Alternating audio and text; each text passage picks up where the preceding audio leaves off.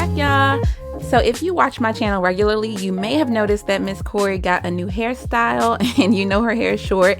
So you probably were wondering how she got this new hairstyle that she loves so much. Look at her, just she can't stop shaking her head, and she loves the beads.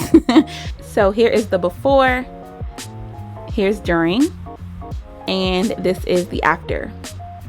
So yeah, she cut her hair a few months back, and I ended up having to chop it all off and let it grow again because she cut it in like the most obvious places possible. So now we're letting it grow back, and so that I could give her like a protective style that would actually keep her hair out of the way, I chose to try this out. So I'm starting out with the Suave Daily Clarifying Shampoo and the Aussie Moist Conditioner. And y'all, she was not having it with having her hair washed. She was not here for it. I had to convince her to lay down and let me do it. But eventually, as I was washing her hair, she got used to it and she was okay. But yeah, in the beginning, no ma'am.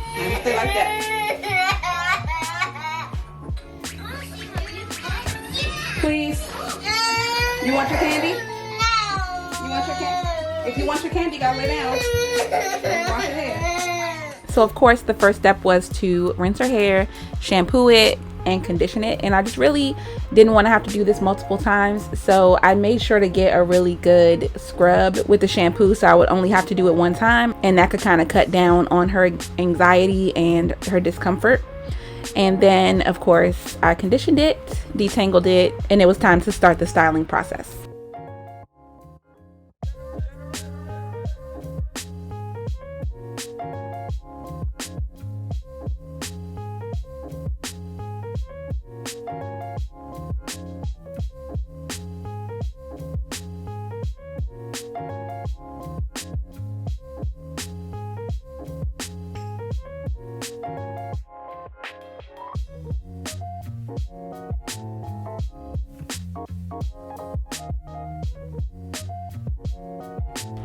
So now as a leave-in, I'm going to go in with this Beautiful Textures Tangle Taming Leave-In Conditioner that is a tongue twister.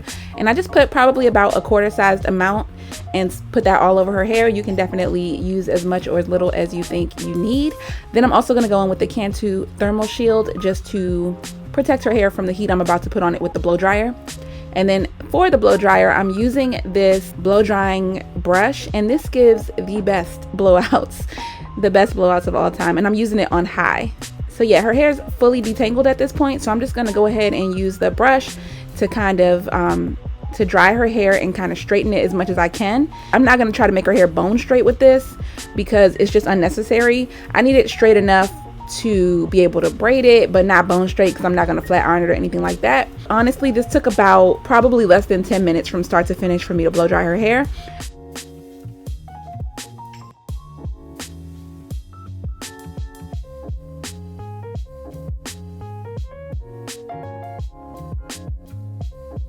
Now I got this jumbo braid. This is just normal braiding hair. It's not even the kind that's like feathered at the end or pre-stretched. And I'm gonna take a little less than half of this and cut it off. And then I'm gonna cut that half in half. And that's gonna be the hair I'm gonna use in her head. But because the hair is cut so bluntly, we need to feather it. So now I'm just gonna kind of pull at the ends, and this is what creates that feathering effect, which makes it kind of naturally taper at the ends, so you don't end up with like a super blunt braid at the end. I'm gonna do this on both sides, just kind of pulling all those blunt pieces to create some variation in length, and this is gonna make it look much more natural in the end. Next, I'm separating out 3 really small sections, and these are what I'm gonna use to actually feed into her braids. And now that I have those sections separated, it's time to start parting. So I'm going from basically ear to ear, but because her hair is so short, I'm not going to be able to do it all in one pass. I'm parting a little bit, adding some shine and jam just to kind of fix the part and make it really neat. And then I'll just kind of go across as I go, as opposed to parting it ear to ear from the beginning. After that, it's time to create that first braiding section. So I parted it in kind of an upward motion a little bit, and of course added shine and jam, reparted, and now I'm just adding a little bit more shine and jam to make it easier to grip and to keep it really neat. So then you just do a little bit of braiding like you normally would, and after about 4 rhythms of braiding, when that pointer finger pops out, that's when you add the hair. And then you do about 4 more rhythms of braiding, and it pops out again. You add another piece of hair, and then you just keep doing it like that. So I ended up adding a total of 3 sections of hair for each braid. And I definitely did not get this right the first time. I kept taking it out, redoing it, taking it out, redoing it. But I'm saving you guys. I'm sparing you all of that and just showing you the finished product. But trust and believe, it took me a minute to get this right. So now that we have the first braid done, it's time to just keep doing that. So I'm going to follow that same pattern. So yeah, you can see it's definitely not perfect. But now that we have that first braid done, I'm just going to keep going and follow that pattern by creating sections that are the same size or very similar in size.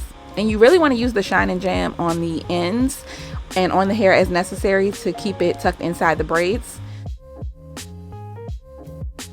Now moving on to the other side, I did the exact same thing, and I'm just going to go ahead and keep going on that side as well. And you can see that I'm using the comb to kind of comb her hair in with the fake hair just to make sure that it's as smooth as possible. And yeah, because her hair is so short, it took me a really long time to do this, but I think over time with practice it'll get a lot easier, and as obviously as her hair grows, it will definitely be easier. And then once I got to the crown of her head, it was just time to kind of zigzag. So I would go on the left side and do a braid, then go on the right side and do a braid, and that's how I ended up with this kind of like zigzag pattern at the top of her head.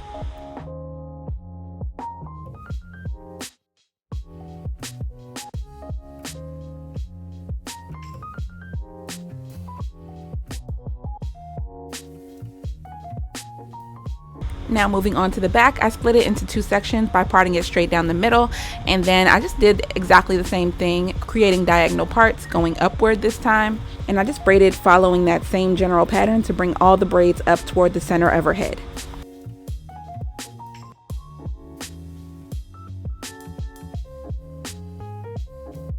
And now that the first side is completely done, it's time to gather those braids using a rubber band or any cute scrunchie you might have.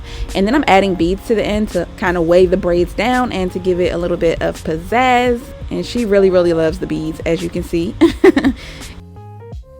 So this turned out just to be like a really cute kid appropriate hairstyle, and it actually was pretty easy and simple to do. So I would definitely recommend you guys give this a try, especially if you have a toddler or a kid who has cut their hair and you're looking for something you can do at home so you don't have to pay somebody.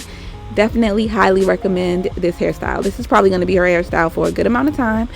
And yeah, I hope you guys enjoyed the video. If you did, don't forget to give it a thumbs up and subscribe down below, and I'll see you next time. Bye.